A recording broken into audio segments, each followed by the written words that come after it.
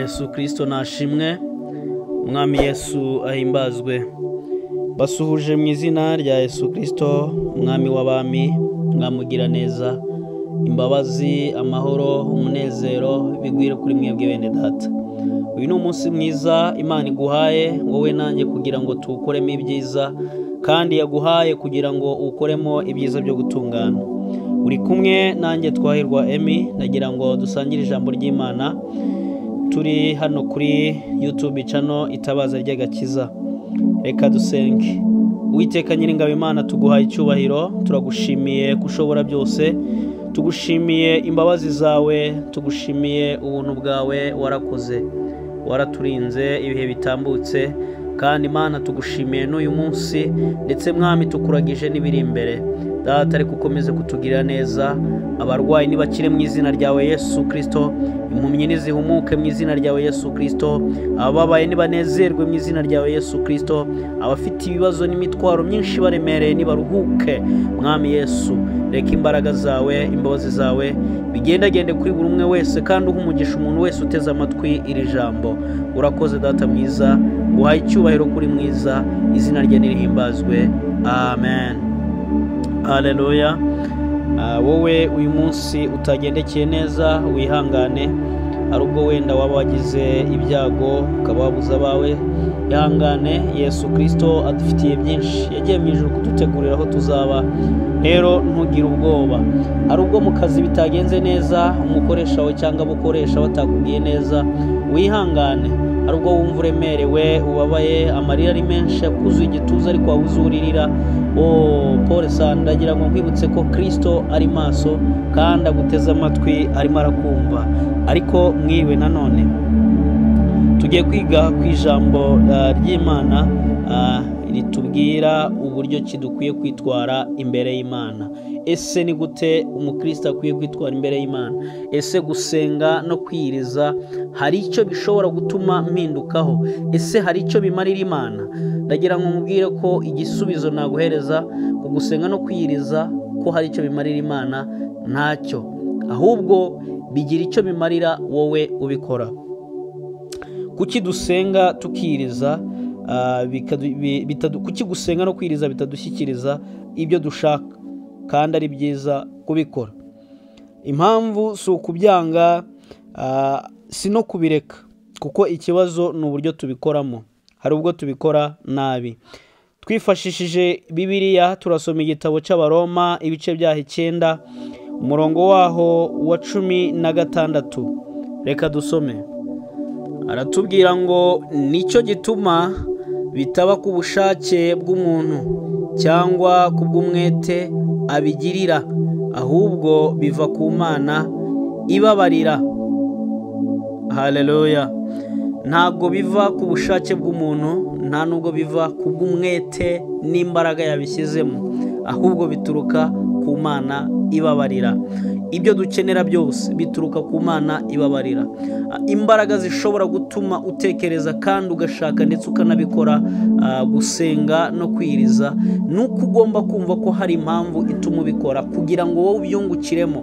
Ntago ari ukugira ngo Imana yunguke, oya, ahubwo ni ukugira ngo wowe ubyungukiremo. Biva ku bushake bw'Imana, ntago biva ku bushake bw'umuntu.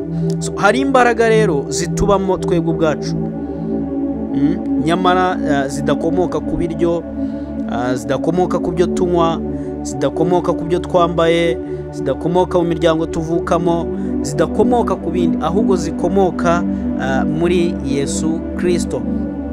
Izo mbaraga rero zikomoka muri Yesu Kristo nizo ubwazo zishobora gutuma dukoreshwa ibikomeye n'Umwami uri muri twebwe. Sinzi nimba ubyumvishe neza, ngo hari imbaraga ubwawe wifitemo, ariko izo mbaraga wifitemo ntabwo zikomoka ko wariye neza, never. Ntabwo zikomoka ko wambaye neza, oya. Ntabwo zikomoka ku ngano y'ikofi yawe, oya. Ntabwo zikomoka ku gihagararo, never. Ntabwo zikomoka aho ukomoka mu muryango, oya. Ahubwo ni imbaraga zikomoka kuri Yesu Kristo, muri Yesu Kristo. Haleluya. Izo mbaraga rero kugira ngo uzicaginge, kugira ngo usibure amayira meza bikugirira inyungu, nuko ugomba gukora gusenga kandi ukaniyiriza, ukabikora kandi ukabikora neza. Kubera iki rero dusenga kandi kubera iki twiyiriza ariko ntibitugirire umumaro, ntibigire impinduka? Ujya usenga ukiriza ariko ukabona nta kintu bihinduyeho, ukabona ibintu biraryari bya bindi Imana yanakubwira ntubimenye. Ntabwo ari impamvu yuko Imana itabikubwira, si impamvu yuko Imana itabyumva, ahubwo ikibazo cyawe ubikora nabi. For example, ese nimba wirije ariko ntufunge telefone yawe, n'ubundi TikTok wagiyeho, YouTube wagiye kureba amashusho runaka, yaba y'urukozasoni n'abandi bakina amakomedi, ntago wigeze ufata umwanya WhatsApp yangu uyireke telefone uyishyire hariya, n'ubundi ibikorwa wakoraga still uracyabikora, wakomeje kubikora. Ntago wigeze uhereza umwanya wo gusoma ijambo ry'Imana, ndetse ngo umedite wumve n'icyo Bibiliya irimo kukubwira, ndetse ngo umedite wumve n'icyo urimo gukura muri iryo jambo. Ni ukuvuga ngo imbaraga ziri muri wowe urimo kuzipfukirana, imbaraga za Yesu Kristo ziri muri wowe urimo kuzica ukazipfukirana. Ntabwo ubasha kumva neza icyo ijambo ririmo kuvugana nawe. Kubera iki? Kuko umwanya wo kwiriza no gusenga tubifata nko kwiyicisha inzara, ariko mu by'ukuri tukiyicisha inzara kuko tubuze ibyo kurya by'umubiri wenda tutanabibuze, ariko no mu mwuka ntiturekipere, no mu mwuka ntitugire ibyo turya. Bivuze iki? Mvuga ngo wiyisha inzara ku mubiri, no mu mwuka ukiyisha inzara. Nyamara mu gihe cyo kwiriza ibyo kurya, impamvu tubireka si uko bitagira umumaro iyo tubiriye, ahubwo impamvu tubireka ni ukugira ngo bitaza kudutwara umwanya wo kubitegura, ndetse n'uwo kutubuza kwiga ijambo ry'Imana, tukababaza imibiri yacu, tureka ibidushimisha harimo n'ibyo kurya, tureka ibidushimisha nk'ibirori runaka, tureka ibidushimisha nk'ibinyobwa runaka, ahubwo tukavuga ngo byose ndabiretse. Uyu munsi icyo numva ashaka kintunga nuko ndi bwige ijambo ry'Imana, nuko ndi busome Bibiliya, nuko ndi bwumve icyo Umwuka Wera avugana nanjye. Ariko ikibazo, ibikorwa wakoraga mu minsi isanzwe,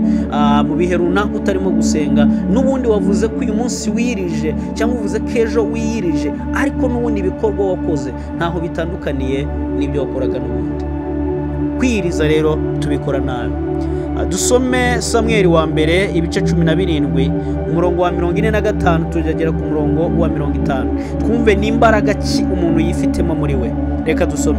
Haravuga ngo, Dawidi abwira Umufilisitiya ati, waneranye inkota n'icumu n'agacumu, ariko njyewe nguteye mu izina ry'Uwiteka Nyiringabo, Imana y'ingabo za Isiraheli wasuzuguye.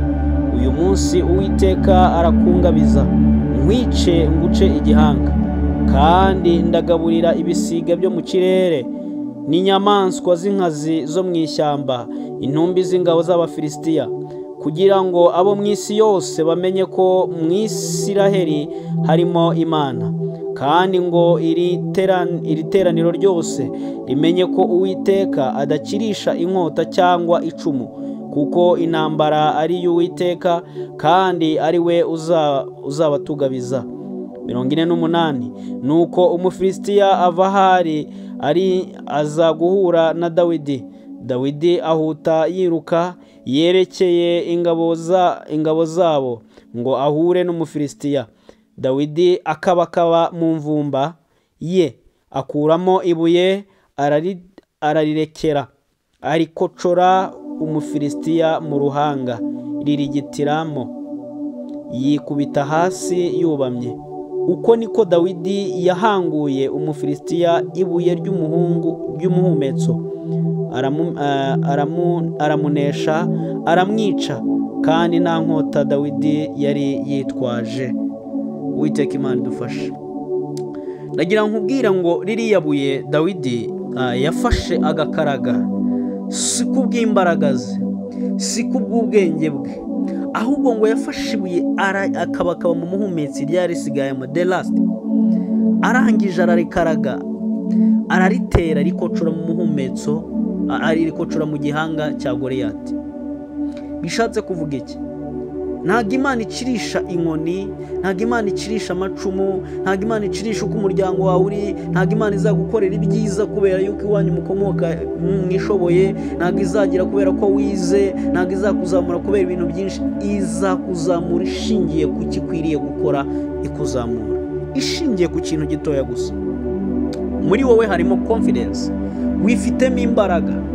Dawidi yari yifitemo imbaraga ku buryo yumva ko atarakeneye icumu, atarakeneye inkota, atarakeneye imyambaro y'urugamba. Usomye neza aha hantu, Dawidi icyo yari akeneye ni uko yari yizeye gusa ko agomba guhesha Imana icyubahiro. Nshuti yanjye, uhesha ute Imana icyubahiro? Ntabwo ari uko Dawidi yari umuhanga rwose, oya, nta nubwo ari uko Uwiteka yakoresheje Dawidi kubera ko ari umunyagihagararo, ahubwo Uwiteka yakoresheje icyo Dawidi afite. Ufite iki? Icyo ngicyo ufite nicyo Uwiteka agiye gukoresha. Yagira ngo ubwire ngo ayo mashuri yawe make ufite niyo Uwiteka azakoresha. Humura, kuyongera ni byiza sinkubujije, ariko Uwiteka azakoresha ibyo. Ako kazi urimo niho Uwiteka azagukoreshereza, urwo rushako wagiyemo niho Uwiteka azagukoreshereza. Bikubwira ngo byagenze na ute? Uwiteka gufiteho umugambi. Rero mu gihe ushyize cyangwa se wibagiwe gukoresha umuhumetso, wibagiwe umusaraba, uzatsindwa. Niwibagirwa umusaraba uzatsindwa. Umenye ko ubwiza, icyubahiro, imbaraga zawe, ubwenge bwawe byihishe inyuma y'umusaraba wa Yesu Kristo. Byose byihishe inyuma y'umusaraba wa Yesu Kristo. Icyitonderwa, ntago dusengwa cyangwa ngo twiyirize kugira ngo bitugirire icyo bimarira Imana, oya, cyangwa ngo biyongerere imbaraga, oya, rwose ntago ari byo.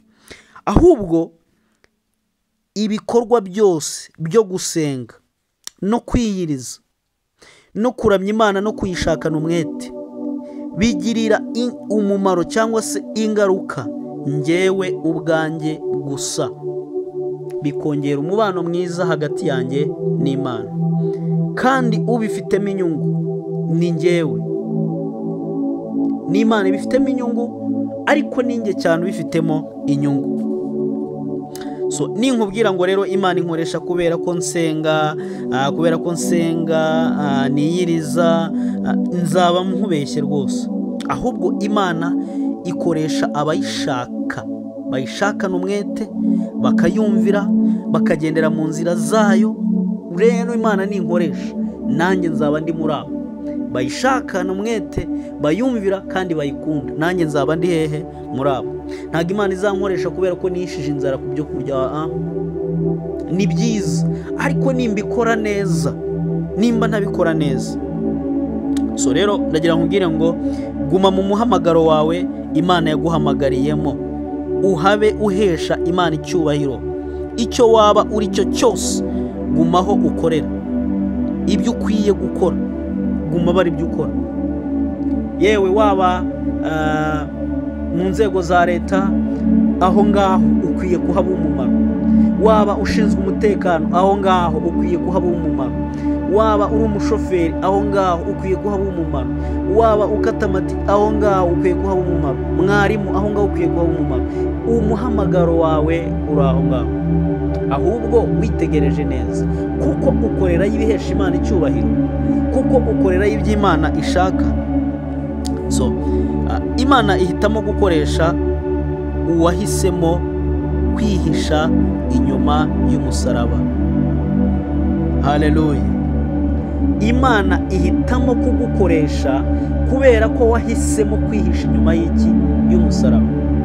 Iyo rero utashatse kwihisha mu mababa y'Imana, iyo utashatse kwihisha inyuma y'umusaraba, ntabwo Imana igukoresha, kuko uba wumva ko utishoboye. Hari ibintu rero ugomba gukora. Ugomba kumenya icyo Imana ishaka, n'icyo Imana ishaka ku buzima bwanjye. Wowe iyo witegereje neza ubone ari icyo Imana igushakaho. Second, gusenga no kwiyiriza iteka, ariko ukabikora mu buryo bwiza, ukabikora mu buryo bwiza. Haleluya. Tugarutse kuri Samweli wa mbere ibice 17, kuriya Dawidi yazunguzaga umuhumetso, byari ugusenga, byari ukwiyiriza, byari ugusoma Bibiliya n'ibindi bikorwa by'umwuka. Iyo ziriya mbaraga zose zirekuye cyangwa se zisunitse ibuye riri mu muhumetso, bikocora Goliyati mu gihanga. Bwana sifiwe, yaba wumvaga iri jambo neza. Kuriya Dawidi yafataga ibuye mu muhumetso, yangiza akarishyiramo akarikaraga. Karaga rimwe ni ugusenga, karaga kabiri ni ukwiyiriza, karaga gatatu ni ugushaka Imana, karaga kane ni ukuyiramya, karaga gatanu ni ugufasha abababaye, karaga karindwi ni ugusura abarwayi, karaga umunani ni ugusura, ni ugukora iby'Imana ishaka. Izo mbaraga zose wateranyirije hamwe rero z'ibyo bikorwa byiza byose, iyo uzirekuriye hamwe, ziragenda zigakocora mu ruhanga rwa Goliyati, mu ruhanga rw'ubunebwe, mu ruhanga rw'ubukene, mu ruhanga rw'agahinda, mu ruhanga rw'ubupfubyi, mu ruhanga rw'umubabaro, mu ruhanga rw'ibibazo, mu ruhanga rwo kubura kivurira. Izo mbaraga zose ziturutse mu gusenga no kwiriza, ariko ubikora neza. Ntabwo kwiriza no gusenga bihindura Imana, ahubwo bihindura uburyo wumvagamo Imana. Ntabwo kwiriza no gusenga bishobora gutuma Imana ihinduka. Imana yihora ari Imana, ni Alpha ni Omega, ni Adonai, ni El Shaddai, yitwa Uwiteka, yitwa Ishobora byose, yitwa Rubasha, ni Imana isumba byose. Ntabwo rero bishobora kuyihindura na gato, oya. Ahubwo ikintu gishobora kubaho, impinduka zishobora guhinduka, ni uburyo wowe wumvamo Imana. Wari uri kure, ariko bitewe na connection wubatse, bitewe n'umunara wubatse, wegereye Imana, none kuyumva bigiye kukorohera. Ni wowe ubifitemo inyungu. Ese kwiyiriza kwanjye byatuma umuntu akizwa? Oya, ntabwo ari byo. Ahubwo umusaraba, imbabazi, imbaraga za Yesu nizo zonyine zatuma nakira Umwami Yesu gusa. Wakira Umwami Yesu gusa. Wibuke ko gukizwa ari urugendo. Ikintu gishobora gutuma umuntu akizwa ni umusaraba wa Yesu Kristo, imbabazi za Yesu Kristo, imbaraga za Yesu Kristo, nibyo byonyine bishobora gutuma umuntu akizwa. So ugomba kuba sure ko impano yawe irimo gukura, kuko umunsi umwe, one day, Imana izafungura amarembo ugereyo, winjireyo neza.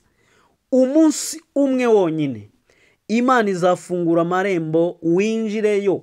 Ugomba kuba uri sure neza ko impano yawe irimo gukura. Urimo kuririmba, uri umuririmbyi, komeza uririmbe, ubikore neza, usenga uniriza. One day uzinjira muri ayo marembo. Uri umucuranzi, one day uzinjirayo. Uri umusekirite, one day uzaba komanda. Oh haleluya. Uri umuvugabutumwa bisanzwe, one day uzaba bishop. Komeza kuri iyo mpano, komeza kuri icyo gicaniro. Umunsi umwe uzinjira muri ayo marembo. Haleluya, haleluya. Erega niba utarabaye umwamikazi nka Esther, ukaba utarabaye nka Debora, birashoboka ko waba Eliya. Utaba Eliya ukaba Elisa, utaba Elisa waba Gideyoni. Si ngombwa Esther gusa, oya. Si ngombwa Debora gusa, ngo ubusengo ko ntazamutse, ko ntabaye deje w'ikigo runaka, oya da. Nimba utarabaye deje waba sekreteri wa deje. Nimba utarabaye sekreteri wa deje, birashoboka ko waba executive runaka w'ikigo runaka. So stay on the fire. Gumaho ngaho, gumaho, umuhamagaro wawe niho uri, kuko icyo ugomba kuba uragifite. Wowe icyo ugomba kuba cyo uragifite, uri nacyo. Muri wowe harimo imbaraga. Haleluya. Icyo ugomba kuba cyo ugize gute? Uragifite. Ntabwo rega nubwo utize mu ishuri ryiza, umwana wawe yaryigamo, sibyo? Mu gihe urimo cyo gutozwa, ntugaterwe ikibazo n'uburibwe cyane rwose. nari mvuze ngo mu gihe urimo cy'amasomo urimo, yaba mu buryo bw'umwuka bikagaragarira mu mubiri, ntugaterwe ikibazo n'uburibwe uhurira nabwo ku masomo, kuko ijoro rimwe, haleluya, ijoro rimwe, one night you will catch fish, uzafata ifi ijoro rimwe. Nubwo waraye uroba indobani ukazifata byanze, n'ejo ukongera ukagaruka ukabona biranze, n'ejo bundi ongera ugaruke, uzahahurira na Yesu. One day uzafata ifi, one day you will catch fish. Warobye ijoro ryose, ariko umunsi umwe uzafata ifi. Hari ikintu rero ugomba kurebaho, va mu bunebwe buguheza mu mateka y'ahashize, ahubwo urebe kandi wigire ku cyo uri cyo none. Ugomba kuba shuwa neza ko niba uri umukene ari wowe wa nyuma bizageraho, cyangwa ibindi byose bibi by'iwanyu mu muryango, ugomba kuba shuwa neza ko ari wowe wa nyuma bigezeho. Yaba ari imyuka mibi itoroka mu muryango, ugomba kuba uri shuwa ko ari wowe wa nyuma uhuye n'ibyo bintu, abagukomokaho batazahura nabyo. So rero ntabwo ukwiye guhora utanga impamvu. Reka dusome igitabo cy'Itangiriro ibice 17 umurongo waho wa 6, twumve ngo haratubwira ngo, kandi nzakororotsa cyane, nzatuma amahanga agukomokaho n'abami bazagukomokaho, kandi nzakomeza isezerano ryanjye nawe n'urubyaro rwawe ruzakurikiraho, rigere ibihe byose, ribe isezerano rihoraho, kugira ngo nkubere Imana, wowe n'urubyaro rwawe ruzakurikiraho. Kandi wowe n'urubyaro rwawe ruzakurikiraho nzabaha igihugu cy'ubusuhuke bwawe, igihugu cy'i Kanani cyose kuba gakondo y'iteka, nanjye nzaba Imana yabo. Haleluya. Imana ihindura amazina ya Aburahamu na Sarayi, ibita Aburahamu, undi mwita Sara. Haleluya. Reka ubunebwe, reka kuguma wumva ko wari Aburahamu, reka kuguma wumva ko hari uko wahoze, reka kuguma wumva ko wavutse hahandi, reka kuguma mu mateka y'ibyahise. Guhora utanga impamvu zahashize bikugira umunyantege nke, bigatuma ntaho ushobora kugera, kuko wibera aho wahoze gusa. Imana tubabarire. Guhera gutanga impamvu zawe zahashize biguhindura umunyantege nke cyane, kubera yuko bihora bituma utekereza kuri uwo nguwo wa kera, noneho bikaguhindura umunyantege nke, ntibitume hari ahandi ushobora kugera. Ntabwo ukiri wa wundi, ntabwo ukiri ya mazina bakwitaga y'ikibyiniriro bashingiye uko wari uri, bashingiye aho uvuka, amagenurano bashingiye. Ntabwo ukiri uwo nguwo, urundi mushya.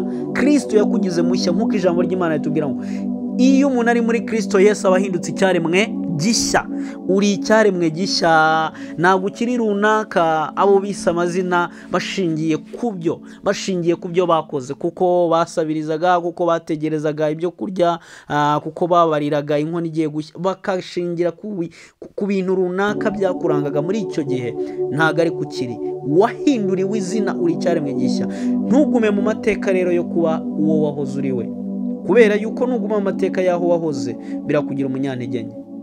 Mbifurije umunsi mwiza, mbifurije ishya n'ihirwe, mbifurije umugisha wose Imana itanga, amahoro, ibyishimo, umunezero, urubyaro, kurumbuka mu buryo bw'umwuka ndetse n'umubiri. Uwiteka Imana isumba byose, Imana nsenga kandi ikanyumva ndetse ikansubiza, nyibasabiyeho umugisha. Nshuti yanjye, senga wiyirize, ariko ubikore neza. Bwana asifiwe. Ndabakunda, abatameze neza mwihangane, hanyuma reka dusenge. Nimba urwaye cyangwa wumva ushaka kwakira Yesu Kristo umwami n'umukiza, twasengana iri sengesho. hanyuma ugakomeza ugasenga. Mwami Yesu, ndagushimira kugira neza, guhaye icyubahiro, urakomeye, uri Imana ntawe uhwanye nawe, imbabazi zawe ziratangaje. Ni wowe waremye ijuru n'isi, ni wowe wahanitse ikirere, ni wowe wateye inkingi z'isi umuntu atamenya aho zishinze.